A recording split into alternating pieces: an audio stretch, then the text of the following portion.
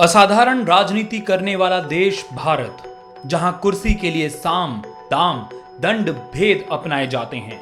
यहां कुर्सी तक पहुंचना जितना मुश्किल है, उससे ज्यादा मुश्किल है अपनी सत्ता को बचाए रखना। इसीलिए नेता सत्ता सुख भोगने और अपनी कुर्सी को बचाए रखने के लिए अपने खास पर ही भरोसा करते हैं, और ये खास शख्स पर्दे के पीछे से राजनीति की चालें तय करता है। इसे ही आमतौर पर शैडो पॉलिटिक्स कहा जाता है।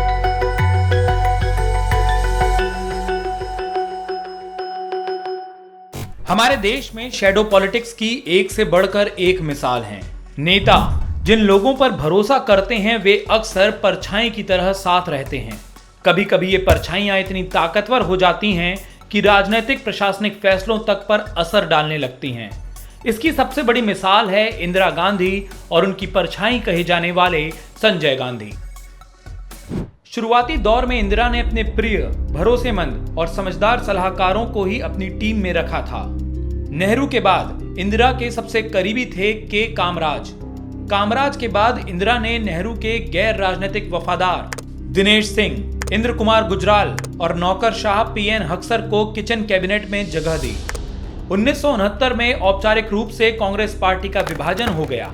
1971 के आम चुनाव में इंदिरा की कांग्रेस को जनादेश मिला और इंदिरा सबसे ताकतवर नेता बनकर उभरी। लेकिन साथ ही इंदिरा की सबसे बड़ी ताकतवर परछाई ने भी जन्म लिया, जो शैडो पॉलिटिक्स का सबसे बड़ा उदाहरण बनने वाली थी। 70 के शुरुआती दशक से ही संजय ने भी राजनीति में दिलचस्पी दिखानी शुरू कर दी थी। मां इंदिरा के साए में संजय ने राजनीति के दांव पेच सीखे और जल्द ही इंदिरा का विश्वास जीतने में कामयाब हुए। संजय गांधी के पास ना तो कोई मंत्रालय था और ना ही कोई बड़ा पद। इसके बावजूद संजय कांग्रेस और कैबिनेट के फैसलों में खुलकर हस्तक्षेप करते थे।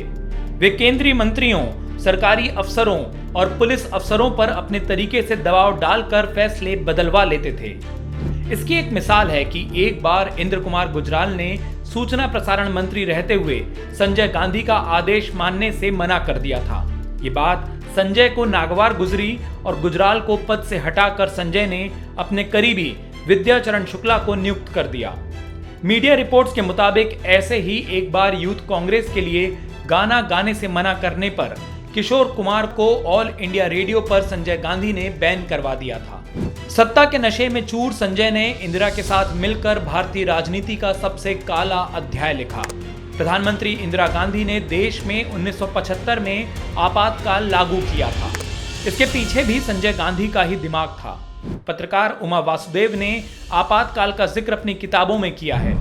25-26 जून 1975 की आधी रात को तत्कालीन राष्ट्रपति फखरुद्दीन अली अहमद ने देश में आपातकाल लागू करने के संबंधी अध्यादेश पर हस्ताक्षर किए। माना जाता है कि इंदिरा गांधी और संजय गांधी ने आपातकाल लगाने की तैयारी पहले से ही कर ली थी।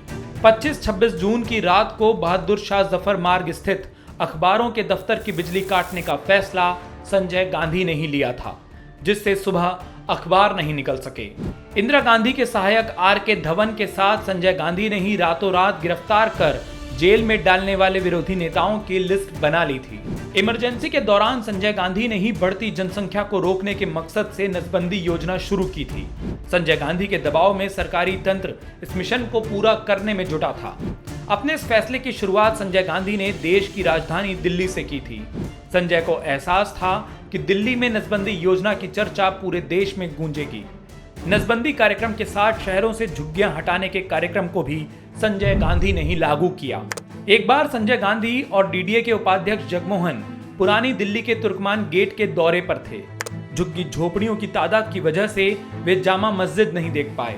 कहा जाता है कि इसके बाद संजय गांधी की ही सलाह पर डीडीए ने पूरे स्थान पर बुलडोजर चला दिया और रातों रात 70,000 लोगों को बेघर कर दिया। वरिष्ठ पत्रकार कुलदीप नैयर ने लिखा है कि इमरजेंसी के बाद जब उनकी मुलाकात संजय गांधी से हुई तो उन्हें बताया था कि वो देश में कम से कम 35 साल तक आपातकाल को लागू रखना चाहते थे, लेकिन मां ने चुनाव करा दिए।